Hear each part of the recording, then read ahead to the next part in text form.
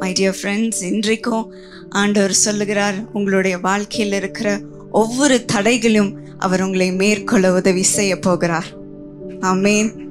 உங்க வாழ்க்கையில இன்றைக்கு எனக்கு தோல்வி இருக்கு, நான் அடிமைத்தனத்துல இருக்கிறேன், எனக்கு இழப்பு இருக்குது, எனக்கு வியாதி இருக்குது, எனக்கு நான் தள்ளப்பட்ட நிலைமையில இருக்கிறேன் அப்படின்னு நீங்க சொல்லி வந்திருக்கலாம். ஆனா ஆண்டவர் இந்த நிலைமைகளை எல்லாவற்றையும் மாற்றி உங்களுடைய வாழ்க்கையில உங்களை முன்னேற செய்வார். அவர் கொடுத்திருக்கிற அந்த எந்த நோக்கத்துக்கு உங்களை அழைத்திருக்கிறாரோ அந்த அழைப்பில் நீங்க செல்லும்படி ஆண்டவர் எல்லா தடைகளையும் எடுத்து போடுவார், அதை அகற்றி போடுவார். ஆமேன். நம்ம வாழ்க்கையில நம்ம நிறைய முறை இந்த காரியம் என் வாழ்க்கையில இருக்கிறதுனால நான் முன்னேற முடியலையே, அதை தாண்டி போக முடியல, நான் ஸ்டக்கா ஒரே இடத்துல நான் நின்று கொண்டே இருக்கிற மாதிரி இருக்குது அப்படின்னு நீங்க சொல்லியிருக்கலாம். ஆனா எல்லாத்தையும் இன்றைக்கு உடைத்து போட்டு அவர் உங்களை மேற்கொள்ள முன்னேற அவர் செய்வார். ஆண்டவர் நம்ம கூட இருந்து நமக்கு தேவையான காரியங்களை கற்றுக் கொடுப்பார். எப்படி நம்மளுடைய வாழ்க்கையை நம்ம அவரின் சித்தத்தின்படி மாற்றிக்கொள்ள வேண்டும் என்று நம்மளை ஒவ்வொரு காரியத்திலும் அவர் வணைந்து வைப்பார். அது மட்டும் இல்லாம நமக்கு அவருடைய பலனை தருவார்.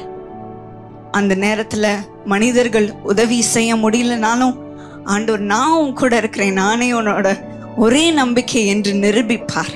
அவர் நமக்கு வைத்திருக்கிற நோக்கத்திற்கு அவர் கொண்டு போய் சேர்ப்பார். யாக்கோபு 1:2-4 வரை நாம் பார்க்கிறோம். அதை வாசிக்க கேட்போமா? என் சகோதரரே, நீங்கள் பலவிதமான சோதனைகளில் அகப்படும் போது உங்கள் விசுவாசத்தின் பரீட்சையானது பொறுமையை உண்டாக்கும் என்று அறிந்து அதை மிகுந்த சந்தோஷமாக எண்ணுங்கள். நீங்கள் ஒன்றிலும் குறைவுள்ளவர்களாயிராமல் பூரணராயும் நிறைவுள்ளவர்களாயும் இருக்கும்படி பொறுமையானது பூரண கிரியையை செய்ய கடவுது. இந்த சோதனையின் நிலைமையில கூட ஆண்டவர் நமக்கு பொறுமையை கற்றுக் கொடுப்பார்.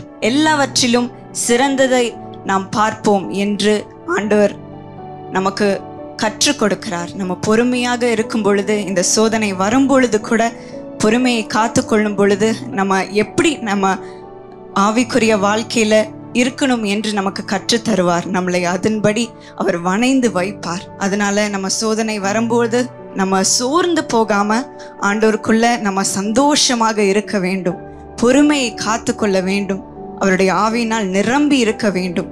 அப்பொழுது நமக்கு அவர் அவருடைய சமாதானத்தையும் பலத்தையும் அவர் கொடுப்பார். இந்த நிலைமையில அவர் நம்மளை தனிமையா விடுவது இல்லை, அவர் நம்ம கூட இருக்கிறார். ஏசாயா 41:13 அவர் சொல்லுகிறார், உன் தேவனாயிருக்கிற கர்த்தராகிய நான் உன் வலது கையை பிடித்து பயப்படாதே, நான் உனக்கு துணை நிற்கிறேன் என்று சொல்லுகிறேன். அவர் நம்ம கூட உன் கூட இருக்கிறேன் என்று ஆண்டவர் சொல்லுகிறார். நான் உனக்கு உதவி செய்கிறேன் என்று சொல்லுகிறார். நம்மளை தனிமையாய் என்றைக்கும் அவர் விடவே மாட்டார், நம்ம கூடவே இருப்பார். சோதனை வரும்போது, நமக்கு துன்பங்கள் வரும்போது, நமக்கு தடைகள் வரும்பொழுது நம்ம தனிமையா இருக்கோன்ட்டு நம்ம ஒரு நாளும் சொல்வதே இல்லை. ஆண்டவர் நான் இந்த நிலைமையில கூட உன் கூட இருக்கிறேன் என்று அவர் நிரூபிப்பார். அவருடைய தெய்வீக சமாதானத்தினால் நம்மளை நிரப்புவார். என்ன மாதிரியான துன்பங்கள், என்ன மாதிரியான தடைகள் நம்ம வாழ்க்கையில வருது அப்படின்னு நம்ம பார்க்கும்போது, பாவம் நம்மளுடைய வாழ்க்கையில் நிறைய முறை ஒரு தடையாக வருகிறது. நமக்கே தெரியாம நிறைய முறை நம்ம பாவத்தில் விழுந்துடுறோம். மேபி அது பெருமையா இருக்கலாம், இல்லைன்னா ஒரு அடிமைத்தனமாக இருக்கலாம். நமக்கே தெரியாம அது சின்ன வயசுல இருந்து நம்ம பண்ணிட்டு இருக்கிறோம். ஆனா அது நம்மளுடைய வாழ்க்கையில ஏதாவது ஒரு தருணத்துல நம்மளோட வாழ்க்கைய அது ஃபுல்லா கம்ப்ளீட்டா டேக் ஓவர் பண்ணிடுது. அந்த நிலைமையில அது நமக்கு ஒரு தடையா இருக்குது.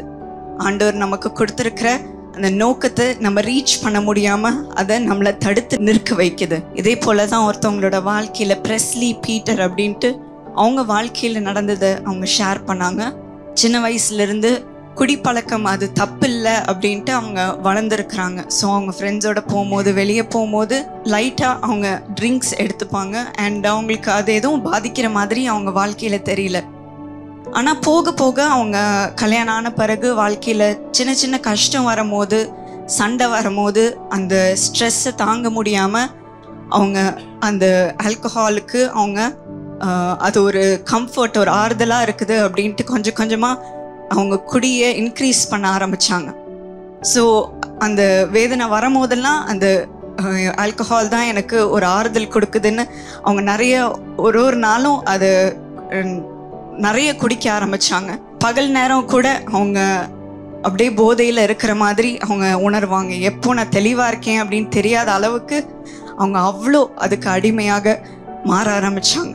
இதனால அவங்களுடைய குடும்பத்தில் அவ்வளோ ஒரு வேதனை இருந்துச்சு.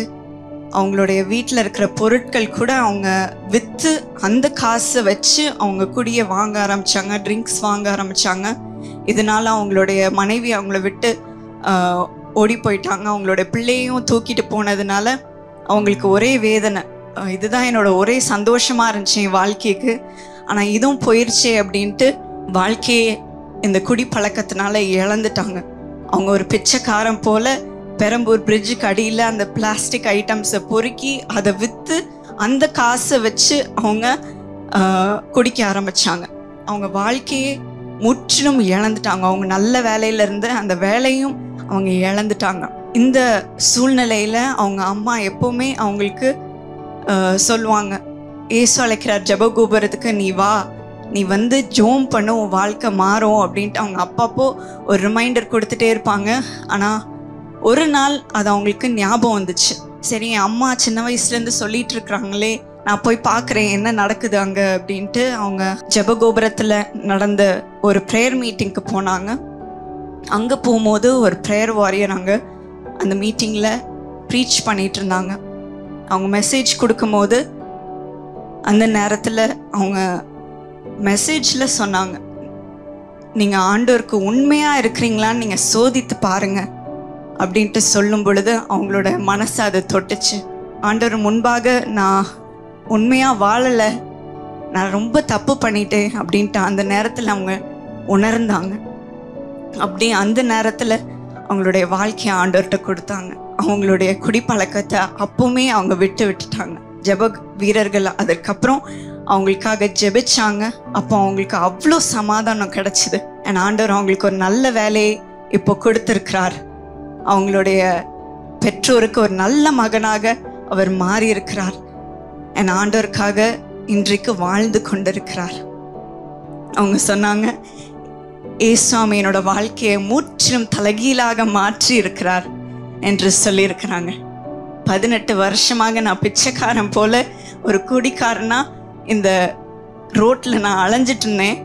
ஆனால் ஆண்டவர் என்னை தூக்கி நிமிர்ந்து நிற்க வச்சிருக்கிறாரு அப்படின்ட்டு அவங்க சொன்னாங்க. ஆமீன். எவ்வளோ பெரிய ஒரு டெஸ்டிமனி, எவ்வளோ பெரிய ஒரு சாட்சி.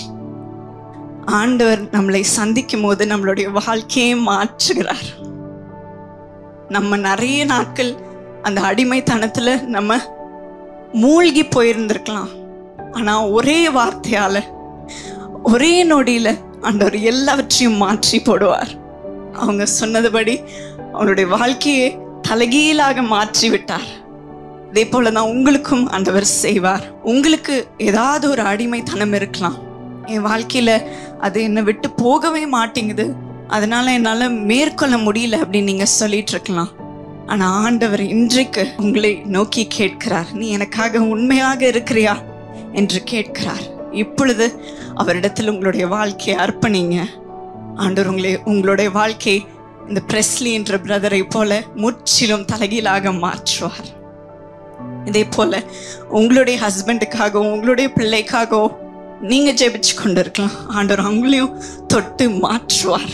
அவர்களுடைய வாழ்க்கையில் இருக்கிற தடைகள் எல்லாவற்றையும் எடுத்து போட்டு உங்க குடும்ப வாழ்க்கையை கட்டுவார். இந்த பாவத்தின் ஆவி ஆண்டவர் பிடுங்கி போடுவார். உங்கள் ஒவ்வொருவரையும் ஆண்டவர் அவருடைய ரத்தத்தினால் அவர் சம்பாதித்திருக்கிறார். உங்களை ஒரு நாளும் கைவிடவே மாட்டார். எத்தனை பேர் அதை விசுவாசிக்கிறீங்க? ஆமென். கர்த்தர் நம்மளுடைய வாழ்க்கையில் இருக்கும்போது பாவம் நம்மளை தொடாது, பாவம் நம்மளை மேற்கொள்ளாது. 1 யோவான் 3:6 நம்ம பார்க்கிறோம், அவரில் நிலைத்திருக்கிற எவனும் பாவம் செய்கிறதில்லை, பாவம் செய்கிற எவனும் அவரை காணவும் இல்லை, அவரை அறியவும் இல்லை. அவரிடத்தில் நம்மளுடைய வாழ்க்கையை நாம் அர்ப்பணிப்போம். ஆண்டவர் நமக்குள்ள இருக்கும்போது பாவம் செய்யாதபடி நம்மளை அவர் பாதுகாத்துக் கொள்வார்.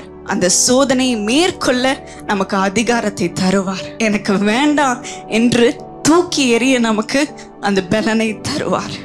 இன்றைக்கு அதை நாம் பெற்றுக்கொள்வோம். அதே போல நம்மளுடைய வாழ்க்கையில விமர்சனம் ஒரு தடையாக இருக்குது. நம்ம முன்னேற முடியாம, நம்ம மற்றவங்க கிட்ட இருந்து கேட்கிற வார்த்தை நம்ம வாழ்க்கையை முன்னேற முடியாம அது தடுத்து நிற்க வைக்குது. இவங்க என்ன சொல்றாங்க, அவங்க என்ன சொல்றாங்க, இவங்க இப்படி பேசிட்டாங்களே அப்படின்ட்டு நம்ம அந்த வார்த்தைகளை கேட்டு நம்மளுடைய வாழ்க்கையை அதுக்கேற்றபடி நம்ம ஆல்டர் பண்ண ஆரம்பிக்கிறோம்.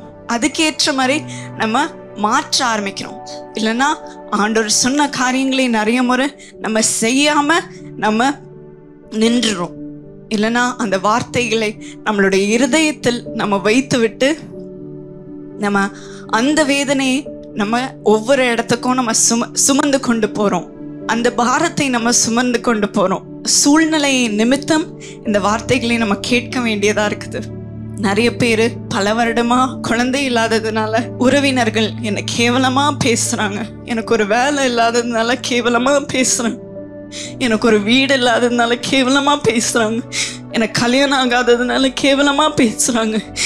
நான் எங்க போவேன் என்று அவர்கள் சொல்லி வருவார்கள். இன்றைக்கு நீங்களும் அப்படி சொல்லி வந்திருக்கலாம். ஆனா ஆண்டவர் இந்த வார்த்தைகளையும் உங்களுடைய வாழ்க்கையை அஃபெக்ட் பண்ணாதபடி, உங்களை அதை மேற்கொள்ளும்படி ஆண்டவர் உங்களை கனம் பண்ணுவார், உங்களை உயர்த்தி வைப்பார். யாரெல்லாம் உங்களை பத்தி அப்படி பேசுனாங்களோ அவங்க முன்னாடியே உயர்த்தி வைப்பார். இதுதான் எங்க தாத்தா வாழ்க்கையிலும் நடந்துச்சு. 60 வருஷமா இந்த ஊழியம், இயேசு அழைக்கிறார் ஊழியம் தொடர்ந்து ஆண்டவர் வல்லமையாக பயன்படுத்தி கொண்டு வரார். ஆனா இந்த ஊழிய பாதையிலும் தாத்தா காலத்திலிருந்து நாங்கள் நிறைய விமர்சன பேச்சுகளை நாங்கள் கேட்டு வரோம். ஆனா அப்பா எப்பவுமே இந்த கதையை சொல்லுவாங்க.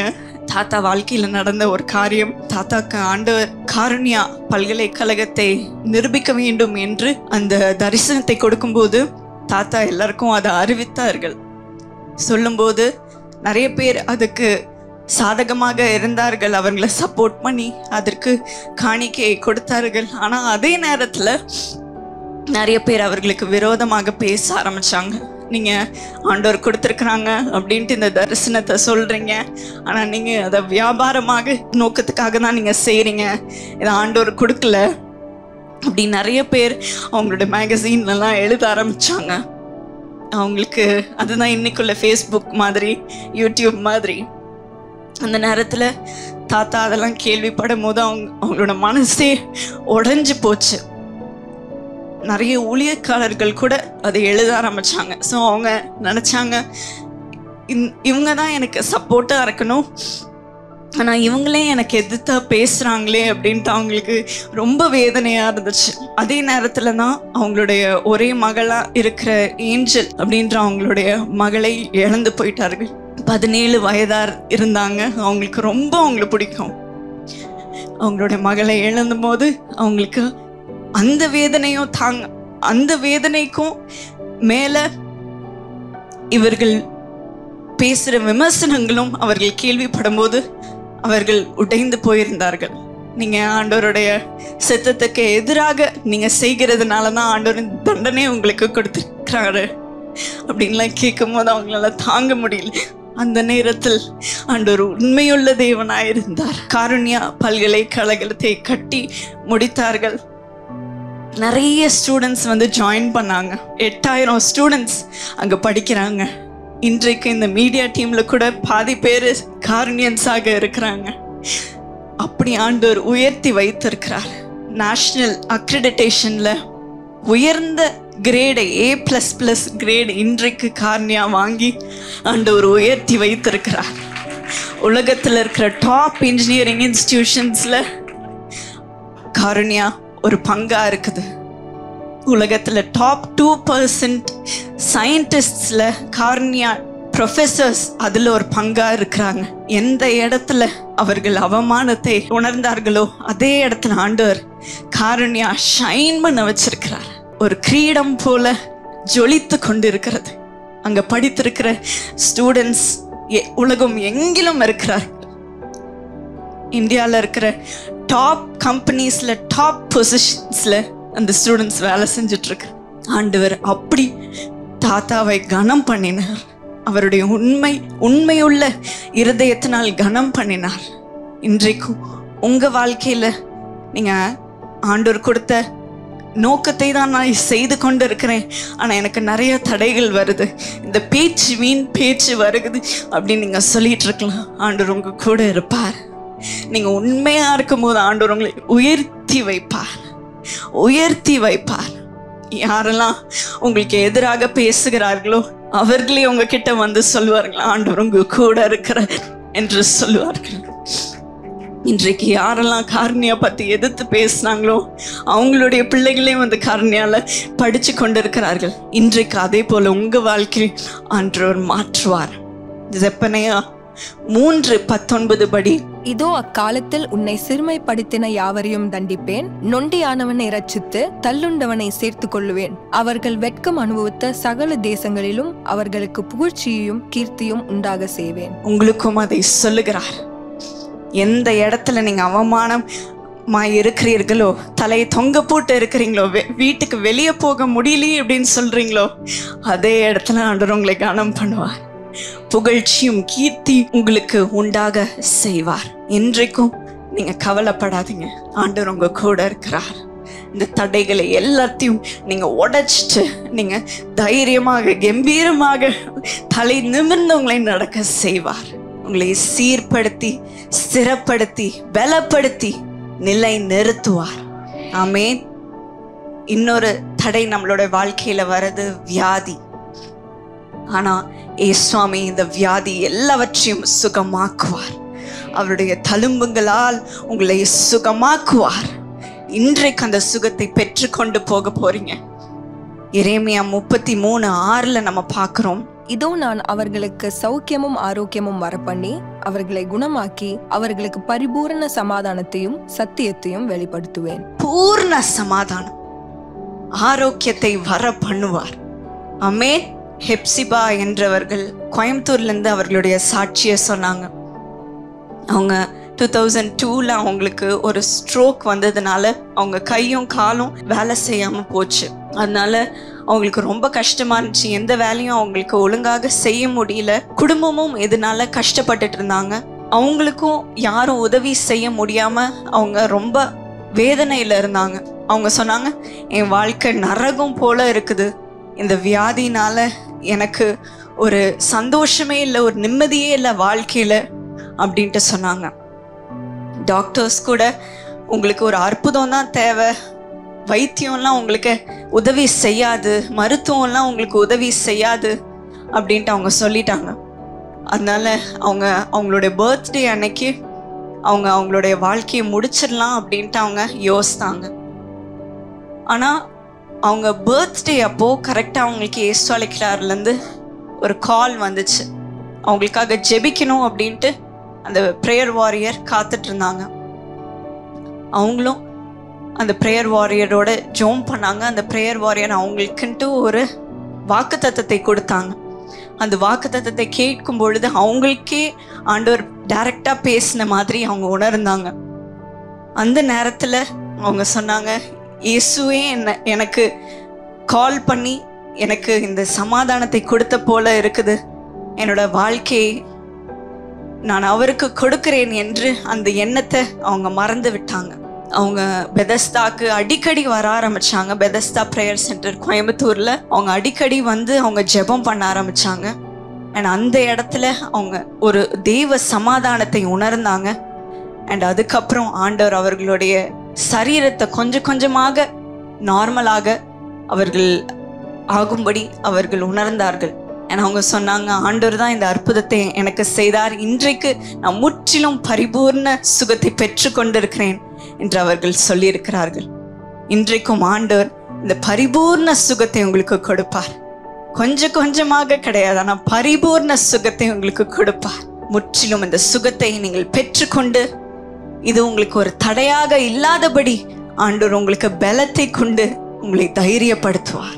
டெய்லி ரொட்டீன்ல நம்ம என்ன செய்ய வேண்டும், ஒவ்வொரு நாளும் இதற்காக நம்ம என்ன செய்ய வேண்டும் அப்படின்னு நம்ம பார்க்கும் பொழுது நம்ம வசனத்தை மனதில் நாம் வைத்து கொள்ள வேண்டும்.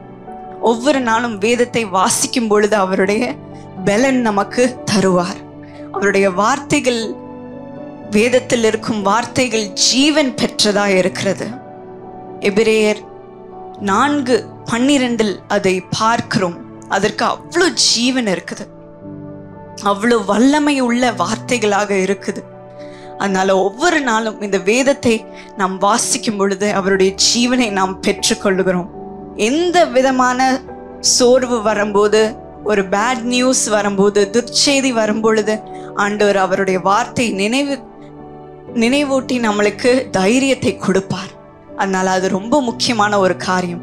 இரண்டாவது, நம்ம எப்பொழுதும் ஜெபத்தில் இருக்க வேண்டும். நம்ம வேதத்தில் பார்க்கிறோம், 1 தெசலோனிக்கேயர் 5:17 நம்ம பார்க்கிறோம், இடைவிடாமல் ஜெபம் பண்ணுங்கள். எப்பொழுதும் நாம் ஜெபித்து கொண்டே இருக்க வேண்டும். நம்மளுடைய எல்லா விண்ணப்பங்களையும் நம்ம ஆண்டவர் இடத்தில் நாம் தெரிவித்தால் ஆண்டவர் நமக்கு அதுக்கு பதிலை தருவார், நமக்கு ஒரு தைரியத்தை தருவார், அவருடைய சமாதானத்தை தருவார். அதனால என்றைக்கும் நம்ம பயப்படாம ஆண்டவர்கிட்ட எல்லாத்தையும் நம்ம எடுத்து கொண்டு போகும் பொழுது ஆண்டவர் நமக்கு தைரியத்தை கொடுப்பார். மூன்றாவது, நம்மளுடைய பயத்தை நாம் நோக்கி நம்ம என்றைக்கும் எண்ணக்கூடாது. ஐயோ, இது நடந்துருமோ, அது நடந்துருமோ, இந்த தோல்வினால என்னோட வாழ்க்கையை நான் இழந்துருவேனோ, இந்த வியாதினால என்னோட வாழ்க்கையை இழந்துருவேனோ. நம்மளுடைய பயத்தை நம்ம யோசித்து நம்ம ஆண்டவருடைய வல்லமையை மறந்து நம்ம அதை யோசிக்கும் பொழுது நமக்கு சமாதானம் இல்லாம போயிருது, நமக்கு அதனால வியாதி வருது, நமக்கு அதனால ஒரு நிம்மதி இல்லாம போயிருது. ஆனா வேதத்துல நம்ம 2 கொரிந்தியர் 10:5 அவைகளால் நாங்கள் தர்க்கங்களையும் தேவனை அறிகிற அறிவுக்கு விரோதமாய் எழும்புகிற எல்லா மேட்டிமையையும் நிர்மூலமாக்கி எந்த எண்ணத்தையும் கிறிஸ்துவுக்கு கீழ்ப்படிய சிறைப்படுத்துகிறவர்களாய் இருக்கிறோம். அவருடைய வல்லமையால் நிரம்பி இருக்கணும். அவர் என்ன செய்ய முடியும் என்று நம் நினைத்து கொண்டே இருக்கணும். அதுக்குதான் அவருடைய வசனம், ஜீவனுள்ள வசனம் நமக்கு ஒவ்வொரு காரியத்திலும் அவர் அனுப்பி கொண்டே இருப்பார், நினைவுபடுத்தி கொண்டே இருப்பார். அவருடைய ஆவியினால் நிரம்பி இருக்கும்போது நம்ம அவருடைய வசனத்தினால் நிரம்பி இருப்போம். அவருடைய வல்லமையை நாம் நினைத்து நமக்கு தைரியத்தை நமக்கு கொடுப்பார், விசுவாசத்தை கொடுப்பார். நம்ம அதிலிருந்து மேற்கொள்ள முடியும் என்று நமக்கு நினைவூட்டுவார். 2 தீமோத்தேயு 1:7 நம்ம பார்க்கிறோம், தேவன் நமக்கு பயமுள்ள ஆவியை கொடாமல் பலமும் அன்பும் தெளிந்த புத்தியுமுள்ள ஆவியையே கொடுத்திருக்கிறார். என்றைக்கும் நம்ம இந்த பயத்தை நம்ம சுமந்து போக போறதில்லை, அவருடைய அன்பினால் நிறைந்திருக்க போகிறோம். தெளிந்த புத்தி உள்ளவர்களாக நம்ம இருக்க போகிறோம். குழப்பத்தின் ஆவி என்றைக்கும் நமக்குள்ள இருக்காது. அவருடைய ஆவினால் நிரம்பி இருக்கும்போது அவருடைய அன்பினால் நிறைந்திருப்போம், அவருடைய சமாதானத்தினால் நிறைந்திருப்போம், தெளிந்த புத்தியுள்ளவர்களாக நம்ம இருப்போம். அதனால என்றைக்கும் நம்ம இந்த பயத்தை எங்கேயும் சுமந்து போக போறதில்லை. ஆண்டவர் மேல் எல்லாவற்றையும் வைத்து விட்டு அவருடைய தைரியத்தினால் ஒவ்வொரு காரியத்தையும் நம்ம ஃபேஸ் பண்ண போகிறோம். ஆமே. அதே போல அவருடைய பலனையும் அவருடைய ஞானத்தையும் நமக்கு தருகிறார். 2 கொரிந்தியர் 12:9-10 வரை நாம் பார்க்கும் பொழுது, அதற்கு அவர், என் கிருபை உனக்கு போதும், பலவீனத்திலே என் பலன் பூரணமாய் விளங்கும் என்றார். ஆகையால் கிறிஸ்துவின் வல்லமை என் மேல் தங்கும்படி என் பலவீனங்களை குறித்து நான் மிகவும் சந்தோஷமாய் மேன்மை பாராட்டுவேன். அந்தபடி நான் பலவீனனாய் இருக்கும் போதே பலனுள்ளவனாய் இருக்கிறேன். ஆகையால் கிறிஸ்துவின் நிமித்தம் எனக்கு வரும் பலவீனங்களிலும் நிந்தைகளிலும் நெருக்கங்களிலும் துன்பங்களிலும் இடுக்கண்களிலும் நான் பிரியப்படுகிறேன். அதனால நம்ம தைரியமாக இருக்கணும். அவருடைய பலனை நமக்கு கொடுக்கிறார். எவ்வளவு பெரிய பாக்கியம்! நம்மளுடைய பலவீனங்கள் எல்லாவற்றையும் மறைய செய்து அவருடைய பலனால் ஒவ்வொரு நாளும் நிரப்புவார், தைரியத்தினால் நிரப்புவார். 5வது, அவருடைய திட்டத்தின்படி நம்மளை வழி நடத்துவார். எரேமியா 29:11 நம்ம பார்க்கிறோம், நீங்கள் எதிர்பார்த்திருக்கும் முடிவை உங்களுக்கு கொடுக்கும்படிக்கு நான் உங்கள் பேரில் நினைத்திருக்கிற நினைவுகளை அறிவேன் என்று கர்த்தர் சொல்லுகிறார். அவைகள் தீமைக்கல்ல, சமாதானத்துக்கு ஏதுவான நினைவுகளே. அவருக்கு தெரியும் நம்ம வாழ்க்கை எப்படி இருக்க வேண்டும் என்று.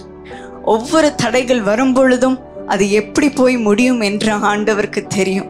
அது நன்மைக்கு ஏதுவாக இருக்கும். அதனால நம்ம பயப்படவே வேண்டாம். எப்படி போயிருமோ, என்ன செய்வேன், எங்க போய் முடிய போகுது அப்படின்னு நமக்கு ஒரு டவுட்டும் இருக்க தேவையில்லை. ஆண்டவர் எல்லாவற்றையும் நம்மளுடைய நன்மைக்காகவே அவர் செய்வார். ஒரு எதிர்காலத்தை நமக்கு வைத்திருக்கிறார். எந்த காரியத்துக்கும் நம்ம பயப்பட வேண்டாம். அவருடைய சித்தத்தின்படி நம்மளை வழி நடத்த அவர்கிட்ட நம்மளுடைய வாழ்க்கையை ஒப்பு கொடுக்க வேண்டும். ஆவியின் பரிபூர்ணத்தை எனக்கு தாரும் சுவாமி, fill me with the fullness of your Holy Spirit என்று நாம் கேட்போம். அப்பொழுது அவருடைய சமாதானம், அவருடைய சந்தோஷம், அவருடைய நிம்மதியை நாம பெற்றுக்கொள்வோம். எல்லாம் தெளிந்த வைகளாக இருக்கும். everything will be clear. எந்தவித டவுட்டும், எந்தவித குழப்பமும், எந்தவித பயமும் நமக்கு இருக்காது. நமக்கு எல்லாவற்றிலும் வெற்றியை தருவார், எல்லா தடைகளையும் உடைத்து போடுவார் என்ற விசுவாசத்தை ஒவ்வொரு நாளும் நமக்கு தருவார்.